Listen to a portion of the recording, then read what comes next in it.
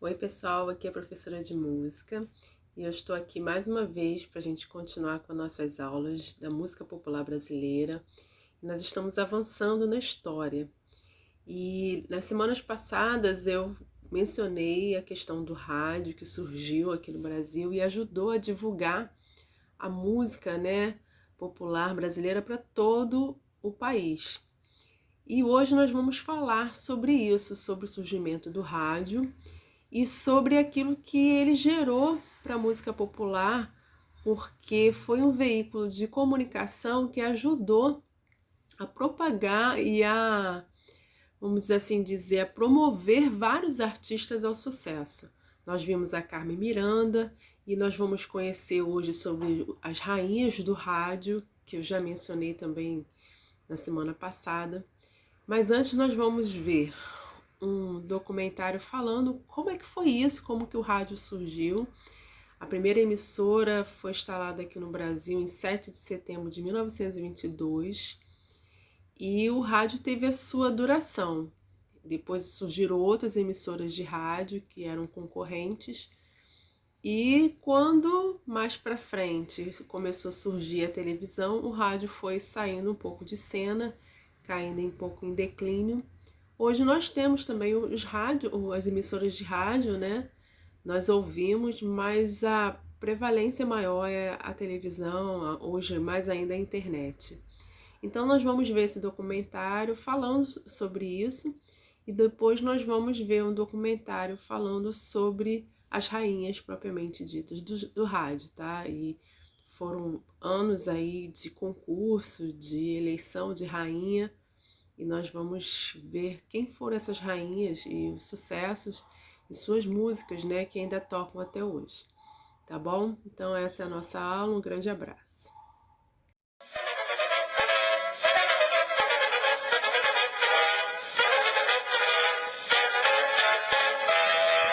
O rádio no Brasil e a Era de Ouro.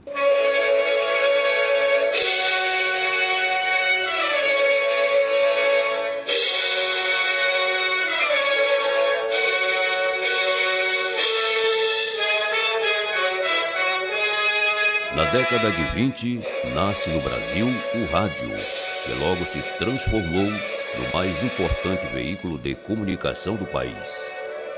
Desde o seu surgimento, o rádio teve um papel fundamental na formação cultural do brasileiro.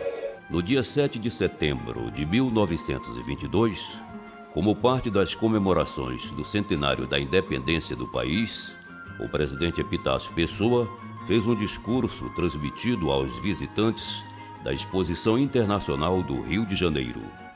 O acontecimento ficou conhecido como a primeira transmissão do rádio brasileiro. Em 1923, Edgar Roquete Pinto e Henrique Morizzi fundaram a primeira estação radiofônica do Brasil, a Rádio Sociedade do Rio de Janeiro, que tinha o objetivo de divulgar a cultura e promover a integração nacional. Em 1922, muito pouca gente se interessou pelas demonstrações experimentais de radiotelefonia então realizadas pelas companhias norte-americanas. A primeira década de criação do rádio no Brasil foi uma época de dificuldades geradas por problemas financeiros. O rádio era ainda um investimento caro, com um retorno econômico duvidoso. Outro grande problema enfrentado pelas emissoras era o pequeno número de radioreceptores da população. No ano de 1926, a rádio Marinck-Veica entra no ar. Nessa data, o crescimento das agências americanas combinou com o progresso do setor radiofônico brasileiro. E em março de 1932, o governo regulamenta a liberação da propaganda comercial no rádio, sendo considerado desde então um órgão rentável. As rádios são transformadas em empresas. A Era de Ouro do Rádio. Nesse período, o rádio vive um dos seus melhores momentos. É o principal meio de comunicação do país.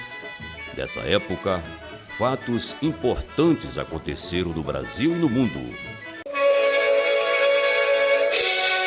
Getúlio Vargas cria no rádio o programa oficial A Hora do Brasil, que depois passou a se chamar A Voz do Brasil. Sua transmissão era feita em cadeia nacional de rádio, que prevalece até os dias atuais.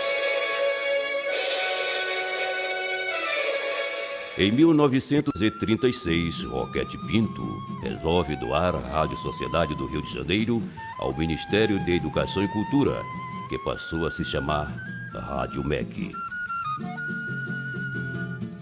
Nesse mesmo ano entra no ar a Rádio Nacional do Rio de Janeiro, que se apresentou ao público ouvinte com uma programação mais popular.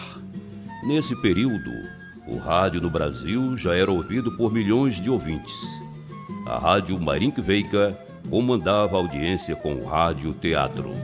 A Rádio Tupi era a segunda colocada. Explode a Segunda Guerra Mundial. O presidente do Brasil, Getúlio Vargas, declara guerra ao eixo. E o rádio, como principal meio de comunicação, passa a informar à população os acontecimentos do conflito mundial. Entra no ar o informativo Repórter S.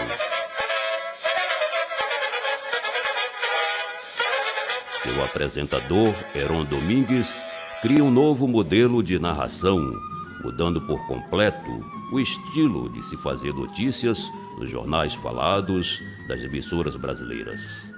Foram 27 anos no ar.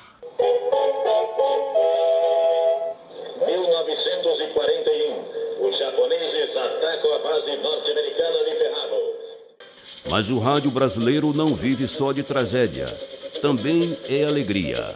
O tico-tico tá outra vez aqui, o tico-tico tá comendo meu fubá. O tico-tico tenta que se alimentar e vai comer umas minhocas no fumar. O tico-tico tá outra vez aqui, o tico-tico tá comendo meu fubá. A Rádio Nacional, já encampada pelo Estado Novo de Getúlio Vargas, transforma-se na estação oficial do governo. A Rádio Carioca passa a ser a mais importante emissora do país. Os programas de auditório, humorísticos, musicais, os jornais falados e radionovelas conquistaram definitivamente o público ouvinte de todo o Brasil. Na época, uma das principais atrações musicais eram os programas de auditório, onde se apresentavam os talentos nacionais da música popular brasileira.